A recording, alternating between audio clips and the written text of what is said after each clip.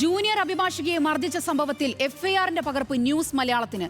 പ്രതിയായ സീനിയർ അഭിഭാഷകൻ ബേലിൻ ദാസ് 2 തവണ ശ്യാമിലിയെ മർദ്ദിച്ചു. ആദ്യ മർദ്ദനത്തിൽ തന്നെ ശ്യാമിലി നിലത്തു വീണു. എഴുന്നേറ്റപ്പോൾ വീണ്ടും മർദ്ദിച്ചെന്നും എഫ്ഐആറിൽ. വിവരങ്ങളുമായി അഞ്ജു ജയപ്രകാശ് ചേരുന്നു. അഞ്ജു, വിശദാംശങ്ങൾ എന്തൊക്കെ? എഫ്ഐആറിന്റെ പകർപ്പാണ് ഇപ്പോൾ പുറത്തു വന്നിരിക്കുന്നത്. അതിൽ കൃത്യമായി പറയുന്നുണ്ട് 2 തവണയാണ് ഈ ശ്യാമിലി എന്ന ജൂനിയർ അഭിഭാഷകയെ സീനിയർ അഭിഭാഷകൻ മർദ്ദിച്ചിരിക്കുന്നത്. ഇടത് കവിളിനായിട്ടാണ് മർദ്ദനമേറ്റിരിക്കുന്നത്. ആദ്യ അടിയിൽ തന്നെ ശ്യാമിലി നിലത്തേക്ക് വീണിരുന്നു. പിന്നീട് അവിടെ നിന്ന് എഴുന്നേറ്റ് നിന്നപ്പോൾ വീണ്ടും മർദ്ദിക്കുകയായിരുന്നു ചെയ്തത്. ഒപ്പം തന്നെ നിലവിൽ ഇപ്പോൾ ബേൽദാസിനെ പിടികൂടിയിട്ടില്ല.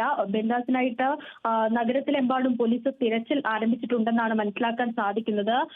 ഇയാൾക്കെതിരെ സ്ത്രീത്വത്തെ അപമാനിക്കൽ, ഒപ്പം തന്നെ മർദ്ദനം, തടഞ്ഞുവെക്കൽ തുടങ്ങിയിട്ടുള്ള വകുപ്പുകൾ ചുമത്തിയിട്ടുണ്ട്.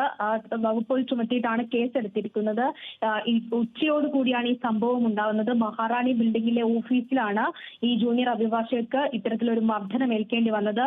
ഈ ജോലിക്ക് വരണ്ട എന്ന് പറഞ്ഞ് വിലക്കിയിട്ടുണ്ടായിരുന്നു. എന്നാൽ ആ വിലക്ക് മറികടന്ന് വീണ്ടും ഓഫീസിൽ എത്തിയപ്പോഴാണ് മർദ്ദനം ഏൽക്കേണ്ടി വന്നിട്ടുണ്ടായിരുന്നത്. ഈ തൊഴിൽ സ്ഥലത്ത് ഇത്തരത്തിൽ മർദ്ദനമേറ്റതിന് പിന്നാലെ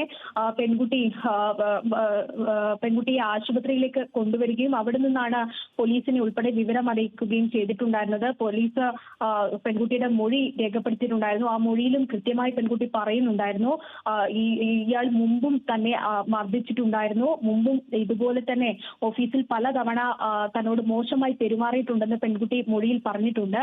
എന്തായാലും നിലവിൽ ഇതുവരെ ഈ ആൾക്കെതിരെ, ഈ സീനിയർ അഭിഭാഷകനെതിരെ ആരും ബാർ അസോസിയേഷനിലോ പോലീസിലോ പരാതി നൽകിയിട്ടുണ്ടായില്ല എന്നാണ് ബാർ അസോസിയേഷൻ പ്രതിനിധികൾ അടക്കം പ്രതികരിച്ചിട്ടുണ്ടായിരുന്നത്. അഞ്ജു ജയപ്രകാശാണ് തിരുവനന്തപുരത്ത് നിന്നും വിവരങ്ങൾ നൽകിയത്.